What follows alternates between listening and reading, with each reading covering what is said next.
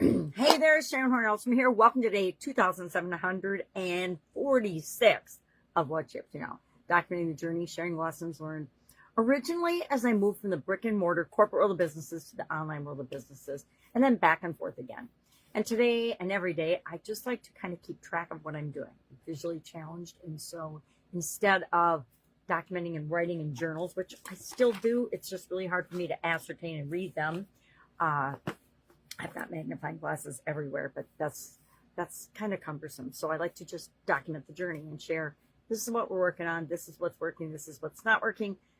And since I create daily content for two groups, the Supersize Your Business group of business owners and the Be a Better You annual challenge, we do an annual challenge. I think this is our 7th or 8th year in a row doing annual challenges in different areas and aspects. This year's is the Be a Better You annual challenge, where we're doing one thing every day to be a better human being, be a better version of ourselves.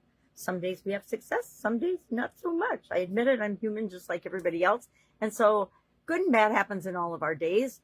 Good and bad happens in all of our lives. And it's up to us to decide what we're going to do with them. I say, if life gives you lemons, make lemonade. If something bad happens, find a way to learn from it so it doesn't happen again. Today we're talking about emotional. All this month we're focusing on the emotional area and aspect of our life, our health, emotional health, emotional well-being, however you want to describe it. And today's topic is self-love. How do we know if we love ourselves? How much do we love ourselves? On a scale of 1 to 10, I challenged us to rate ourselves today and say, how much self-love are we showing ourselves? What does it look like? What does it feel like? How do we know? One of the ways I show my self-love is by pausing, thinking before I respond and react. Not as often as I should, of course, but I'm working on it. Always working on it. It's one of those lifelong, continually improving journeys that we're all on.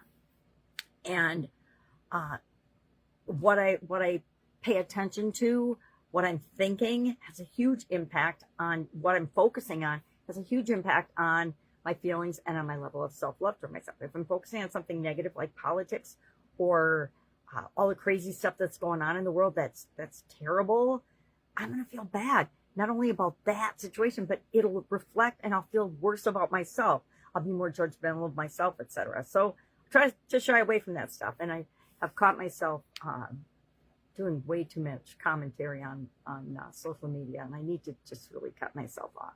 Maybe I need to take like a 10-day social media cleanse, something like that. So I use affirmations. Affirmations, I do them every day. I've done them for, I don't even know how many years. It's been decades. But one of my favorite affirmations, especially with respect to self-love, is I unconditionally love myself right now. I can use this whenever something happens, and I want to remind myself that I'm human. I make mistakes. If I say the wrong thing, or if I sigh too much, or if I am too judgmental in a situation, I can beat myself up, and I usually do some of that. Or as soon as I catch myself beating myself up, I can say, whoa, pause. I unconditionally love myself right now. What can I learn from this? Instead of continuing to beat myself up, right? So there's a lot of different ways we can show ourselves that we're here for us, that we're our own best cheerleader, not our own worst enemy. So often, and for so many people, and you can see it in terms of how they react and respond to things, they are their own worst enemy. And it's not hidden. If you know how to look for them, what to see, we can see that other people are really hurting. And usually their anger and their rudeness and their name calling and their bullying comes from a deep sense of hurt. All right, that's it. If I can help in any way, hit me up. Otherwise, I will be with you tomorrow.